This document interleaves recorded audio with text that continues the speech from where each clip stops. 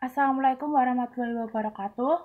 Di sini kelompok 6 akan mempresentasikan mengenai piutang dagang, kerugian piutang, dan penghasilan iklan. Kelompok kami beranggotakan yang pertama Inzaghi Darmawan, yang kedua saya sendiri Rizky Puspita, dan yang ketiga Bagus Farhan. Untuk penjelasan pertama akan dijelaskan oleh Inzaghi. Yang pertama, ada piutang dagang, kerugian piutang. Nyonya Betty telah menyiapkan daftar umum piutang dagang per 31 Desember 1995 untuk saudara. Pada tanggal 4 Januari 1996, saudara telah mengirimkan konfirmasi positif dan konfirmasi negatif kepada para debitur klien. Daftar umum, daftar umur piutang, dan jawaban atas konfirmasi positif diarsipkan bersama-sama dengan kertas kerja tahun 1995, yaitu dalam kertas kerja B atau 1 sampai dengan B atau 8. B/8.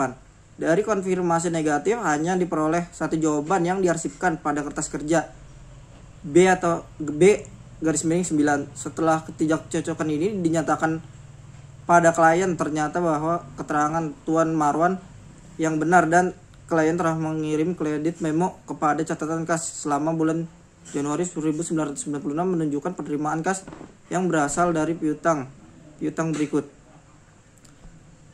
Kalian bisa lihat di PPT kalian, itu ada di slide nomor 3. Di situ semua sudah dijelaskan, dan selanjutnya akan dijelaskan oleh teman saya. Di sini saya akan melanjutkan penjelasan dari Inzaghi mengenai piutang, kerugian piutang, piutang dagang, kerugian piutang, dan penghasilan iklan. Dalam buku Praktik Auditing, Uraian Masalah, buku 1, di situ halaman 20, penghasilan iklan, kita harus mempelajari arsip permanen yang bersangkutan dengan penerimaan kas dan penghasilan. Semua iklan dalam bulan Agustus tahun 1995 telah kita telusuri dari arsip surat kabar keguntingan iklan yang dilampirkan dalam faktur. Dalam pemeriksaan ini, kita harus mengukur milimeter kolom yang ada pada tiap guntingan iklan dan dicocokkan dengan jumlah milimeter kolom yang tercantum dalam faktur. Setelah itu, kita periksa kebenaran penerapan tarif untuk iklan yang bersangkutan dengan cara mencocokkannya pada daftar tarif iklan yang berlaku. Hasil pemeriksaan ini telah kita ringkas dalam daftar B10 dalam kertas kerja tahun 1995 di buku 4. Daftar tersebut menunjukkan jumlah milimeter kolom dari iklan dan jumlah rupiah penghasilan iklan dari masing-masing pemasangan iklan dalam bulan Agustus.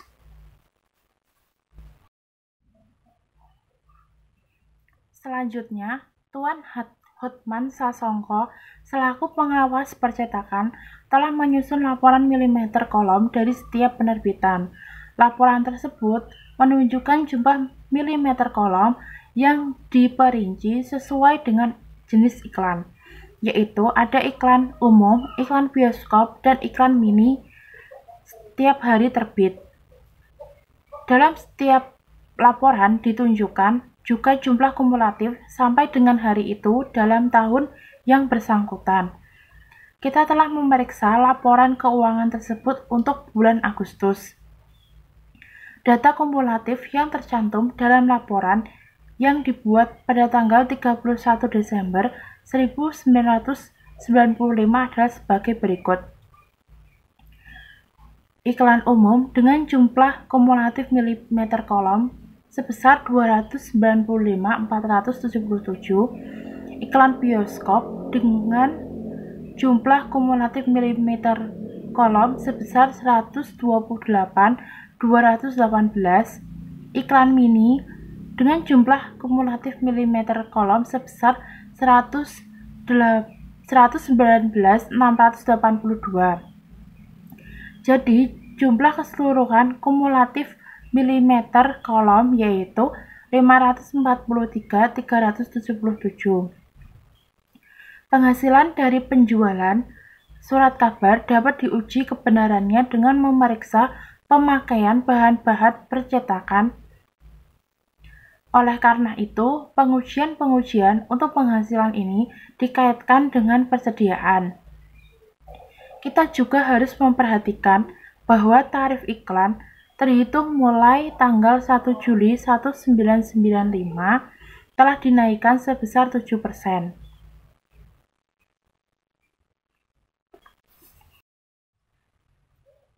Selanjutnya, program pemeriksaan piutang dagang, cadangan kerugian piutang, dan penghasilan. Di sini, yang pertama, kita harus meminta daftar umur piutang pada akhir tahun yang diperiksa dan meneliti jumlahnya dan telusuri total saldonya ke neraca saldo. Jadi, nanti setelah ditelusuri, ditandai dengan huruf T. Jika itu salah, dibenarkan jumlahnya, tetapi kita sudah memeriksanya dan kita tandai dengan huruf T karena untuk mengetahui bahwa itu sudah diuji. Yang kedua, telusur saldo masing-masing ke buku pembantu piutang. Jadi, di sini kita menelusuri setiap saldo akun dalam neraca tersebut ke buku pembantu piutang. Jika sudah ditelusuri dan hasilnya dan ada, kita nilai dengan N. Kita tandai dengan huruf N karena itu untuk mengetahui bahwa itu sudah ditelusuri. Yang ketiga, tes umur dari masing-masing rekening piutang. Itu menggunakan tes kewajaran dengan di atas 90 hari, di atas 30 sampai 90 hari, dan di atas 30 sampai 60 hari. Selanjutnya, yang keempat, kirimkan konfirmasi positif untuk semua rekening yang mempunyai saldo di atas 1 juta dan kirimkan konfirmasi negatif untuk semua rekening lainnya. Kita harus mengawasi pengiriman surat permintaan konfirmasi dan gunakan alamat kantor akuntan kita untuk jawabannya. Yang kelima, selidiki jawaban konfirmasi yang tidak diterima melalui pos. Yang keenam, setelah 10 hari, kirimkan konfirmasi positif yang kedua bagi rekening yang belum diterima jawabannya.